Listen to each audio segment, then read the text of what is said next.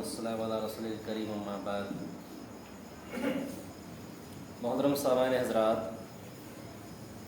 پچھلے درس میں ہم نے دیکھا کہ اسماعیل علیہ السلام کی قربانی جو کہ بہت بار آپ نے سنا ہے، اس کے بارے میں کچھ باتیں ہم نے سنی، کیسے ابراہیم علیہ السلام نے اپنی زندگی میں اللہ تعالیٰ کی آزمائشوں میں پکے اترے، وہ بھی ہم نے دیکھا۔ آئیے ابراہیم السلام کی کچھ اور باتیں اور ان کے آخری لمحات وہ دیکھ لیتے ہیں آج کے درس میں۔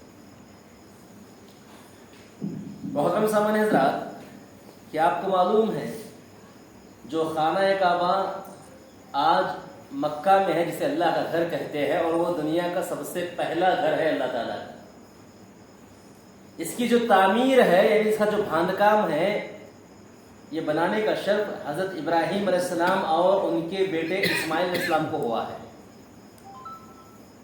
حضرت ابراہیم علیہ السلام اور اسماعیل علیہ السلام اللہ کی تعریف کرتے جاتے اور خانہ کعبہ کو پتھروں سے بنائے جاتے،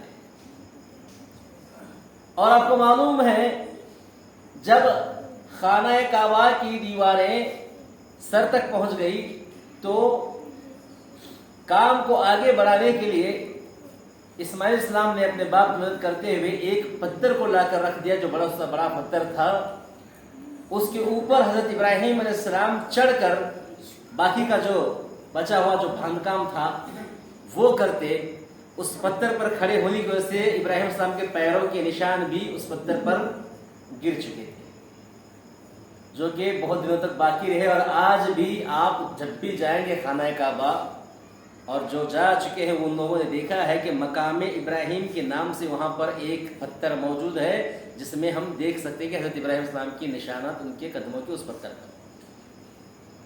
فوٹو میں دیکھا ہوگا، اگر کوئی انسان نہیں دیکھا ہے خانہ کعبہ اصل میں، تو آپ دیکھ سکتے ہیں وہاں پر ایک سنہری رنگ کی ایک جالی کر دی گئی ہے، اس کے اندر ابراہیم السلام کے قدم کے نشان موجود ہیں۔ آج بھی لوگ اکثر اسے آ کر چوما کرتے ہیں، جو کہ غلط چیز ہے۔ اور ایک بات بتاؤں آپ کے سامنے، یہ جو دیوار تھی جہاں پر ابراہیم السلام کے قدم کے نشان ہیں، جو پتھر تھا، اس پتھر پر کھڑے ہو کر باقی کی دیوار کمپلیٹ کی، وہ خانہ کعبہ کے بالکل بھی قریب تھا۔ جو خانہ کعبہ آج آپ کو مجھے دکھتا ہے، جس کے اطراف آپ میں طواف کرتے ہیں، جس کی دیواروں پر جا کر آپ میں ہاتھ لگاتے ہیں، چومتے ہیں، یا پھر اسے گلے لگ جاتے ہیں، ایک انسان کی، ایک مسلمان کی چاہت ہوتی ہے کہ بھئی خانہ کعبہ سے انسان لپٹا رہے، خانہ کعبہ کے غلاف اس کے کپڑے سے انسان پکڑا رہے، ایک انسان کی چاہت ہوتی ہے۔ اس میں کوئی برائی نہیں، کر سکتے ہیں، خانہ کعبہ کے غلاف کو پکڑنا، دیواروں کو پکڑنا، چھونا کر سکتے ہیں، کوئی مسئلہ نہیں، ٹھیک ہے۔ لیکن آپ کو معلوم ہے یہ جو ابراہیم اسلام کا جو سٹینڈ تھا، جو پتھر تھا جس کے اوپر ابراہیم اسلام قدم رکھ کر باقی کا باندھکام کیے، یہ خانہ کعبہ سے بالکل لگ کر تھا۔ حضرت عمر رضی اللہ عنہ کی رائے سے اس کو خانہ کعبہ سے الگ کیا۔ میں آپ کی توجہ اس بات پر کھینچنا چاہتا ہوں کہ آپ نے بہت مرتبہ دیکھا ہوگا کہ حضرت عمر جو بھی فیصلہ لیے ہیں، اللہ تعالیٰ نے فوراً اس بات کو حکمی طور پر اللہ کے رسول کے سامنے کہہ دیا کہ وہ یہ کام کر دو۔ کیا آپ کو معلوم ہے جو مسلمان عورتوں میں پردے کا جو معاملہ چالو ہوا، پردے کا رواج اسلام میں چالو ہوا، وہ حضرت عمر رضی اللہ عنہ کی رائے ہی تھی۔ سب سے پہلے پردے کا حکم حضرت عمر رضی اللہ عنہ کی ریکویسٹ سے ہوا۔ انہوں نے کہا کہ اللہ کے نبی، آپ کی گھر کی عورتیں، ہمارے مسلمان عورتیں بغیر پردے کے باہر جائے، یہ دل کو اچھا نہیں لگتا۔ کیا اچھا، کتنا ہی اچھا ہو جائے کہ اگر ہمارے مسلمان عورتوں پر پردہ آ جائے۔ تو اللہ تعالیٰ نے سورہ احزاب کی آیت کو اتارا، کہا کہ اے نبی کہہ دیجیے اپنی عورتوں سے اور مسلمانوں کی عورتوں سے، جب بھی وہ باہر نکلے اپنے اوپر چادر ڈال لیا کرے۔ چادر سے مراد پردہ ہے، اسے برقع نہیں کہہ سکتے، برقع آج ہوا ہے۔ برقع کہہ سکتے تھے جب ہماری نانی دادی پہنتے تھے یا ہمارے اماں وغیرہ پہنتے تھے، اس کو برقع کہتے تھے۔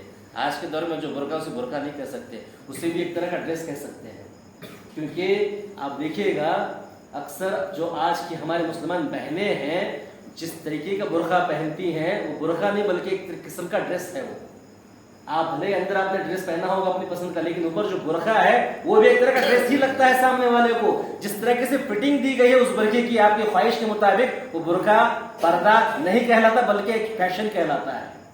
اور حضرت عمر کی رائے کیا تھی کہ عورت جب باہر نکلے تو اپنے اوپر چادر ڈال لیا کرے. اور اس کا جو معاملہ ہے چادر کا، یہ ہر دور میں چلتا آ رہا ہے، یہاں تک کہ ہمارے اس دیش میں ہندوستان کے اندر بھی الحمدللہ ہماری ہندو بہنیں آج بھی دیکھیے گا راجستھان وغیرہ پر آج بھی ہماری ہندو بہنیں گھونگھٹ ڈالتی ہیں جس پر چہرہ نہیں دکھتا عورت کا. بھلے ہی وہ ساڑی کیوں نہ پہنے، بھلے ہی وہ نیچے گھاگرا کیوں نہ پہنے، لیکن وہ اپنے پلو کو اس طریقے سے ڈالتی ہے کہ ان کا چہرہ نہیں دکھاتی، ان کا سینہ نہیں دکھتا. لیکن ہماری بہنیں جو برقع پہن کر جاتی ہیں بمقابل ہمارے ہندو بہنوں کے، ہمارے مسلمان بہنیں زیادہ اٹریکٹو دکھتی ہیں کیونکہ ان کی فٹنگ ویسی لگائی ہوئی تھی برقعے کے اندر. یہ پردہ نہیں ہے، یہ ایک قسم کا ڈیزائن ہے. یہاں پر جتنے بھی ہزار باپ بیٹے ہیں اپنی بیٹیوں کے، جتنے بھی بھائی بیٹے ہیں اپنی بہنوں کے، آپ اپنی بہنوں کو اپنی بیٹیوں کو برقعے کی صحیح ترغیب دیں. یہ آپ کے اوپر میرے اوپر فرض ہے. قیامت کے دن آپ کو مجھے اللہ پوچھے گا. صرف آپ اتنا نہ سمجھے کہ کل قیامت کے دن اللہ تعالیٰ صرف نماز کے بارے میں پوچھے گا میں نماز پڑھ لیتا ہوں.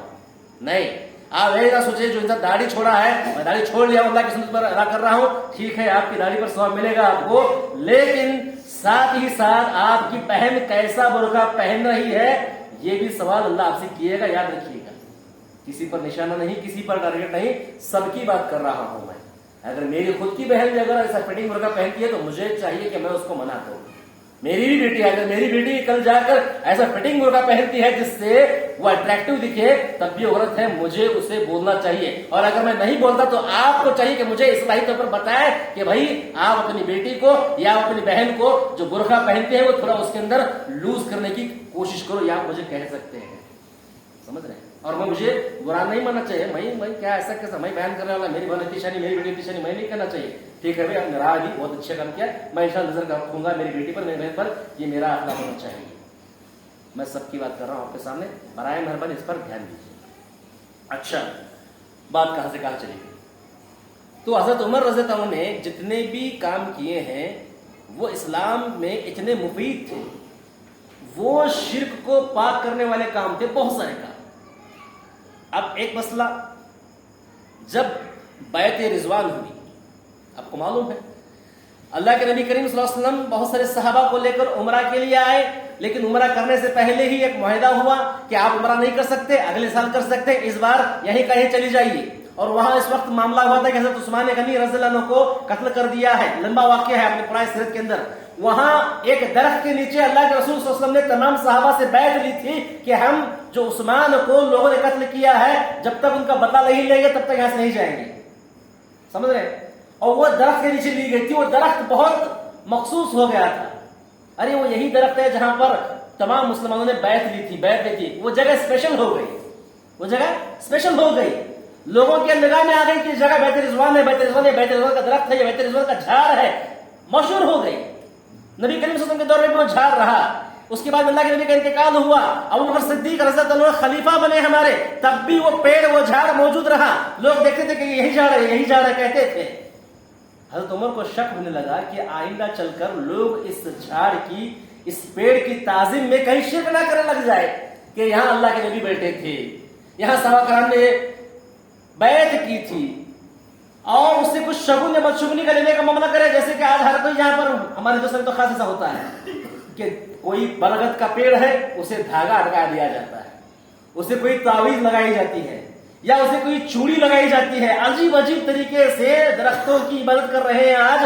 کہیں ایسا نہ ہو کہ میری جو نبی کریم صلی اللہ علیہ وسلم کی جو یہ امت ہے، میرے مسلمان بھائی آگے چل کر اللہ کے نبی اس درخت پر بیٹھے تھے، اس درخت کے نیچے بیٹھے تھے، اس کے اندر تبرک ہے، مبارک والا درخت ہے، برکتوں والا درخت ہے، یہ سوچ کر اس کی عبادت کرنے نہ لگ جائیں. اسی لیے کیا کہ حضرت عمر نے وہ درخت کو ہی کاٹ دیا. حالانکہ اسلام میں درخت کو کاٹنا غیر ضروری حرام ہے. غیر ضروری درخت نہیں کاٹ سکتے آپ اور میں.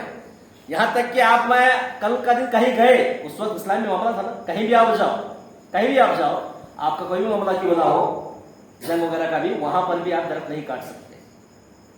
تو درخت کاٹنے کی اجازت نہیں ہے. ہاں جب اس کی اشد ضرورت ہے تب کاٹ سکتے ہیں، مسئلہ نہیں ہے، لیکن غیر ضروری جب گھر کے فیشن کے لیے وغیرہ نہیں کاٹ سکتے. درخت کو لگانا، اس کو بڑھانا، یہ اسلام میں زیادہ کیا ہے، اس کے बढ़ावा दिया गया है। तो वहां जो सऊदी अरब के अंदर दूर दूर तक पेड़ नहीं दिखाई दे रहे थे उस वक्त, अभी कर रहे हैं, अभी पेड़ दिख रहे हैं, दूर से मिट्टी लाकर लगाया जा रहा है, वो अलग बात है। उस दौर में तो बिल्कुल पेड़ रहते ही नहीं थे। वहां एक पेड़ था, उसको भी हज़रत उमर ने काट दिया। क्यों? क्योंकि आगे चलकर कौम मुसलमान इस झाड़ से तबरुक के नाम से शिरक ना करने लग जाए, उसको भी खत्म किया हज़रत उमर ने। सोचिएगा हज़रत उमर की सोच कहां तक जाती थी, सोचिएगा। यहीं पर जो खाना काबा का जो दीवार था, जाहिर सी बात है, खाना काबा को जब बना रहे थे हज़रत इब्राहिम अलैहिस्सलाम और इस्माइल अलैहिस्सलाम, तो जिस पत्थर पर खड़े हुए थे वो पत्थर खाना काबा को बिल्कुल लग कर था। अब लोगों के दिल में यह ना आए कि हम तवाफ कर रहे हैं तो इब्राहिम अलैहिस्सलाम के कदम को भी तवाफ कर रहे हैं और इब्राहिम अलैहिस्सलाम को मानना ना शुरू कर दे। इस लिहाज से उस खाना काबा से हज़रत उमर रज़ियल्लाहु अन्हु ने क्या कर दिया, उनके कदमों के निशान जिसे मकाम इब्राहिम कहते हैं उसको बाजू कर दिया। आप देखते हैं खाना काबा वहां है, वो मकाम इब्राहिम यहाँ पर है। कम से कम एक 7-8 फुट 10 फुट तो है, मैं देखा हूँ, और मैं वहीं पर नमाज पढ़ा हूँ अल्लाह के साथ। अल्लाह आपको भी और मुझे फिर से 2 रकात नमाज खाना काबा के अंदर मकाम इब्राहिम पास पढ़ने की तौफीक अता फरमाए। तो बहरहाल मोहतरम सामने आप सोच रहे हैं इस्लाम कितनी बारीकी से गुजरा है, इसके मानने वाले कहां तक सोच चुके हैं। आज मौका है, बोलना चाह रहा हूं। जो रबीउल अव्वल का महीना चल रहा है, नबी करीम सल्लल्लाहु अलैहि वसल्लम की पैदाइश का भी यही दिन है और वफात का भी यही महीना है। बास के अंदर तो वफात और पैदाइश एक ही दिन थी, बहुत सारी बातें हैं। आप देखिएगा क्या क्या कर रहे हैं हम लोग मोहब्बत के नाम। क्या हजरत उमर आज जिंदा होते तो हमें ये करने देते? अरे जितनी मोहब्बत मैं और आप करते हैं उससे कहीं ज्यादा। मैं ये नहीं कहता कि कोई मुसलमान मोहम्मद सल्लल्लाहु अलैहि वसल्लम मोहब्बत नहीं करता है, नमाजी इंसान भी मोहम्मद सल्लल्लाहु अलैहि वसल्लम से उतनी ही मोहब्बत करता है, गैर नमाजी भी मोहम्मद सल्लल्लाहु अलैहि वसल्लम से उतनी ही मोहब्बत करता है, दावा तो करता है, मोहब्बत भी करता है, दिल से मैं मानता हूं, इसके अंदर कोई दो राय नहीं है। लेकिन आपकी और मेरी मोहब्बत एक हद तक है, एक हद तक है। सहाबा की मोहब्बत बहुत अजीब थी अल्लाह के रसूल के साथ, और सहाबा के बाद में अबू बकर सिद्दीक की, हजरत उमर की, हजरत उस्मान की, हजरत अली की मोहब्बत तो बहुत बेहतरीन थी। सबसे बढ़कर चाहने वाले अल्लाह के रसूल को ये 4 सहाबा। क्या ये नबी करीम सल्लल्लाहु अलैहि वसल्लम की पैदाइश पर खुशी नहीं मनाते थे? माना कि अल्लाह के नबी के टाइम पर गरीबी थी, लेकिन बाद में जब हजरत उमर खलीफा बने तो कितनी अमीरी आई हमारे अंदर। बैतुल मुकद्दस को भी फतेह कर दिया था हजरत उमर ने, कितना मुरब्बा मीटर हुकूमत थी। चाहते तो बहुत कुछ कर सकते थे, नहीं किया ना। क्यों? मालूम है हजरत उमर को गलत चीज है। अल्लाह के नबी पैदा हुए थे, ये हमारे लिए खुशी की बात है, लेकिन अल्लाह के नबी इंतकाल भी तो कर गए। अल्लाह के नबी को ये बात पसंद नहीं थी कि अल्लाह के नबी के नाम से कोई नियाज, कोई रस्म, कोई कुछ भी चालू हो, ये अल्लाह के नबी को पसंद नहीं था। आप अंदाजा लगा सकते हैं, अल्लाह के नबी करीम सल्लल्लाहु अलैहि वसल्लम जिंदगी में कभी किसी को बद्दुआ नहीं दिए, जिंदगी में कभी किसी को मारा नहीं, बदला तक नहीं लिया अल्लाह के नबी ने। मालूम है ना आपको, जब नबी करीम सल्लल्लाहु अलैहि वसल्लम की बेटी को हामिला बेटी पेटसू थी, बेटी पेट से थी, काफिरों ने उसको मार डाला, उसके बच्चे को मार डाला। अल्लाह के नबी की बेटे के बच्चे को मार डाला, अल्लाह के नबी की बेटी को भी मार डाला। वो काफिर जो वहां पर मौजूद है, अल्लाह के नबी मक्का फतेह कर चुके हैं, सामने आता है, मैं और आप तो उसको खत्म कर देते। साहबा कराम मौजूद है, कहा अल्लाह के नबी आप हुक्म दीजिए, ये आपकी बेटी का कातिल है, हम इसको खत्म कर देंगे। लेकिन अल्लाह के नबी कहा नहीं, आज माफ करने का दिन है, मैं इसे माफ कर देता हूं। कौन ऐसा कह सकता है? सगी बेटी, और वो भी हामिला बेटी को मार दिया गया था, लेकिन अल्लाह के नबी ने मारा नहीं, बदुआ तक नहीं दी, उसे माफ कर दिया, इस्लाम में लाया और उसे तौबे तहारीफ भी दिए, समझ रहे। लेकिन जब इंतकाल का वक्त होता है तो अल्लाह के नबी अपने मुंह से बदुआ निकाल रहे हैं। वो नबी बेटी की मौत पर बदुआ नहीं दिए, ऐसे नबी अपनी मौत के वक्त अपने ज़बान से बदुआ दे रहे हैं, लानत भेज रहे हैं। किस पर? ईसाइयों पर, नसरानियों पर, मूसा अलैहिस्सलाम पे मानने वालों पर। क्यों? कहा कि यहूद और नसारा पर अल्लाह की लानत हो, क्योंकि उन्होंने उनके नबियों की कब्रों को इबादतगाह बना ली, उनके नबियों की कब्रों पर उरूस मनाना शुरू कर दिया, उनके नबियों की कब्रों पर जलसा मनाना शुरू कर दिया, उन पर लानत हो। मतलब यह था अल्लाह के नबी का, मेरे मरने के बाद में मेरी ना तो कब्र ऐसी बनाई जाए और ना ही मेरे नाम से ऐसा कुछ रस्म रिवाज शुरू किया जाए। ये अल्लाह के नबी का मकसद था, दूसरा कुछ नहीं। इसीलिए वैसे सिचुएशन में अल्लाह के नबी ने अपने मुंह से बदुआ निकाली थी। समझना चाहिए मुझे।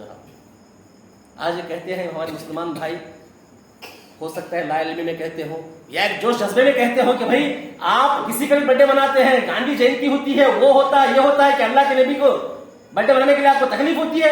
किसे तकलीफ होती है भाई? सबसे ज्यादा खुशी हमें होती है, सबको होती है। मैंने कहा ना, नमाज पढ़ने वाला भी मोहब्बत करता है अल्लाह के नबी से, नमाज नहीं पढ़ने वाला भी मोहब्बत करता है अल्लाह के नबी से। वो अलग बात है, अल्लाह किसकी मोहब्बत कबूल करता है वो बाद में देखेंगे, लेकिन सबके सब मोहब्बत तो करते ही हैं। लेकिन मोहब्बत करते हैं का मतलब ये नहीं है कि हम ऐसा काम किया जाए जिसको अल्लाह के नबी की नाराजगी आ जाए। नहीं कर सकते आप, अल्लाह के नबी नाराज होते हैं ऐसे कामों से। खुद ने कहा ना, अल्लाह के नबी लानत भेजी ना अल्लाह के नबी ने मरते वक्त, नहीं कर सकते आप। और रहा मसला ये जिन लोगों के बर्थडे की बात करते हैं कि भाई उसका बर्थडे होता है, इसका बर्थडे होता है, उसका जन्मदिन होता है, इसका जन्मदिन होता है, बड़ी बड़ी हस्तियों के जन्मदिन पर हमारे अल्हम्दुलिल्लाह इंडिया के अंदर छुट्टी दी जाती है, अल्लाह के नबी के दिन पर भी छुट्टी दी जाती है। अक्सर लोगों के बर्थडे बनाए जाते हैं स्कूलों में वगैरह, कहीं पर जाकर झंडा वगैरह छोटा मोटा आधा झंडा चढ़ाकर चढ़ा देते हैं। ठीक है भाई, इनकी जो अजमत है वो हिंदुस्तान की हद तक है, मानता हूं ये सब अच्छे लोग हैं। जितने लोगों की भी बर्थडे या मनाई जाती है, जो फिर जयंती वगैरह करते हैं, वो अच्छे लोग थे, देश के लिए कुर्बानी दिए थे, उनका मकाम ऊंचा है, मैं मानता हूं। लेकिन अल्लाह के नबी के लिए जरूरत नहीं है। अल्लाह के नबी नेशनल वाइज नहीं बल्कि इंटरनेशनल है भाई, इंटरनेशनल हस्ती है। और ये जितने भी लोग हैं जिनका बर्थडे साल में एक बार मनाया जाता है, जिनकी जयंती साल में एक बार होती है, उसके बाद में कोई याद नहीं करता। आपको मालूम है नबी करीम सल्लल्लाहु अलैहि वसल्लम को हमेशा याद किया जाता है। 5 वक्त की अजान होती है, हर अजान में 2 मरतबा मोहम्मद सल्लल्लाहु अलैहि वसल्लम का नाम लिया जाता है, अशहदु अन्ना मुहम्मदुर रसूलुल्लाह। नमाज 5 बार होती है, अकामत के अंदर नाम लिया जाता है। हम 1 बार देते हैं, बाकी 2 बार देते हैं। हम 1 बार अकामत में एक नाम मोहम्मद सल्लल्लाहु अलैहि वसल्लम लेते हैं, बाकी वाले 2 बार लेते हैं। पूरे दुनिया के अंदर, सिर्फ आसार मस्जिद नहीं, सिर्फ तालीकोट नहीं, सिर्फ इंडिया नहीं, पूरे दुनिया के अंदर नबी करीम सल्लल्लाहु अलैहि वसल्लम का नाम लिया जाता है। और आपको मालूम है एक सर्वे के मुताबिक गालिबन जो पहला इंसान था चांद पर कदम रखने वाला, नील आर्मस्ट्रांग, उसने स्टेटमेंट दिया था कि उससे जब आने पूछा था कि भाई तुम पहली बार चांद पर गए थे, बहुत दिन तक रहे, कुछ सुनाई देता था, कुछ चीजें, क्या मतलब तुम्हें क्या लगता था? तो उसने कहा कि भाई मुझे एक आवाज हमेशा सुनाई देती थी। वो क्या थी? वो आजान की आवाज हल्की सी हमेशा चांद को सुनाई देती थी, ये कहा था उसने। अब उसकी दलील मेरे पास मौजूद नहीं है, लेकिन ये बात मशहूर बात है, इसलिए मैं कह रहा हूं आपके सामने। और आप और मैं उसकी बात पर विश्वास करें या ना करें, लेकिन अगर आप और मैं तजुर्बा कर देखेंगे, कोई भी इंसान यहां पर बैठा हुआ है या फिर दुनिया का कोई भी इंसान किसी भी धर्म का मानने वाला हो, अगर वो तजुर्बा करके देखे कि हमारे मस्जिद की आसार मस्जिद ही पकड़ लीजिएगा, आसार मस्जिद की अजान अगर 8:15 पर हुई है, तो इससे पहले भी बहुत सारी मस्जिदों की अजान हुई है। तालीकोट में कोई मस्जिद की अजान 8 बजे हुई है, कोई मस्जिद की अजान 8:15 बजे हुई है, और कोई मस्जिद की अजान 8:30 बजे होने वाली थी दूसरी मस्जिद के अंदर, यही तालीकोट में। और डिस्ट्रिक्ट का मामला देखा जाए तो 7:30 बजे भी अजान हुई है बीजापुर के अंदर आज। ठीक है, एक ईशा की नमाज, एक ईशा की अजान कम से कम 1 घंटा चल रही है सिर्फ इंडिया के अंदर। 7:30 से टाइम शुरू हो रहा है आज। कुछ मस्जिदों के अंदर टाइम शुरू होते ही नमाज पढ़ लिया जाता है, और आज के तरीके के हिसाब से देखा जाए तो 7:25 को अजान शुरू हो रही है। ठीक है, 7:25 से लेकर 8:30 तक अजान होती जा रही है, होती जा रही है। अल्लाह के नबी का नाम लेता जा रहा है इंसान। पूरी दुनिया को अगर देखा जाए तो तहकीक करने वाले ने बताया 1 सेकंड भी बगैर आजान की आवाज नहीं गूंजती पूरे दुनिया भर के अंदर। प्रैक्टिकली बात है, कोई जज्बाती बात नहीं, बेबुनियाद बात नहीं, जोश में बोलने की बात नहीं, प्रैक्टिकल की बात। आप खुद भी उठाकर देख लिया, 5 वक्त पर में अजान देते हैं, तो पूरी दुनिया का टाइम अगर देखा जाए तो हर मिनट अजान होती रहती है। हमारे पास अभी ईशा हुई है, सऊदी में भी ईशा नहीं हुई है, अभी मगरिब चल रही है वहां पर। लंदन में पता नहीं क्या चल रहा है, जोहर चल रहा है या फिर फजर चल रही है, मुझे भी नहीं मालूम। आप वर्ल्ड मैप दिखाए, वर्ल्ड क्लॉक देखेंगे तो उसके अंदर आपको मालूम पड़ जाएगा किस देश में कौन सा वक्त हो रहा है, कौन से नमाज का टाइम हो रहा है, आप देख सकते हैं। और दुनिया के हर एक देश में अल्हम्दुलिल्लाह मुसलमान मौजूद है और 5 वक्त की नमाज पढ़ रहे हैं और अजान देकर पढ़ रहे हैं। तो आप देखते हैं कि अल्लाह के नबी करीम सल्लल्लाहु अलैहि वसल्लम का नाम 1 सेकंड के अंदर भी हम नहीं ले रहे, बल्कि ले रहे हैं, पूरी दुनिया में लिया जा रहा है। अब ऐसे हस्ती को बर्थडे की क्या जरूरत है? बर्थडे को मनाना, मैं जनरली बात कर रहा हूं, बर्थडे उस इंसान को मनाया जाता है, उसकी याद में मनाया जाता है कि भाई वो इंसान बहुत अच्छा था, उस एक दिन उसको याद करते हैं, उसके बाद में याद नहीं करते। कल हमने, आज कौन संडे था, 2 अक्टूबर था, गांधी जी के बारे में कुछ अच्छी बातें की, उनके क्या सेक्रीफाइस थे, उनके क्या आजादी के लिए उन्होंने कुछ काम किया था, वो सब बातें बताई।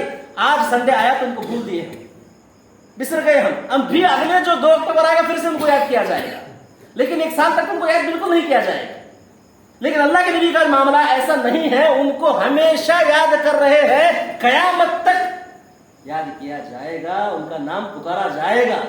अब ऐसे इंसान का बर्थडे मनाना मैं समझता हूँ आप खुद फैसला कर सकते हैं, मैं कुछ नहीं बोलूंगा आपके सामने। मेरे हाल आज वक्त मैंने ज्यादा ले लिया, बात ही ऐसी थी इसलिए ज्यादा ले लिया मैं आपके सामने, माफी चाहता हूँ, वक्त बहुत ले लिया। बहरहाल मतलब समझ, मुझे और आपको हर उस चीज से बचना है जिसको नबी करीम सल्लल्लाहु अलैहि वसल्लम ने मना किया है। और अल्लाह के नबी ने अपनी ही वफात हो या फिर अपना ही बर्थडे हो मनाने का हुक्म नहीं दिया है, तो मुझे और आपको इससे दूर रहना चाहिए।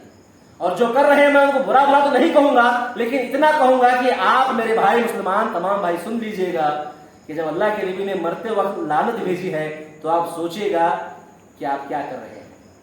अल्लाह के नबी ने उनको लानत भेजी जिन लोगों ने नबियों की कब्रों को इबादतगाह बना चुके थे, नबियों के नाम पर मेले करना शुरू कर दिए थे, नबियों के नाम पर उर्से करना शुरू कर दिए थे।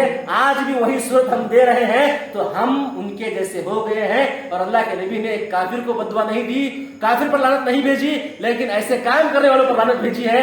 हो सकता है कहीं हम भी ऐसी हरकत पर अल्लाह के नबी के लानत के हकदार ना बन जाए। और अल्लाह के नबी की लानत हम पर आ गई तो हमारी दुनिया भी बर्बाद होगी, आखिरत भी बर्बाद हो सकती है, इसके अंदर कोई शक की बात नहीं। अल्लाह ताला से दुआ है जो भी आज के दर्स में अच्छी बातें आई हैं कुरान और हदीस की रोशनी में, उन तमाम पर मुझे और आपको अल्लाह अमल करने की तौफीक अता फरमाए। वाखिर दअवाना अल्हम्दुलिल्लाहि रब्बिल आलमीन।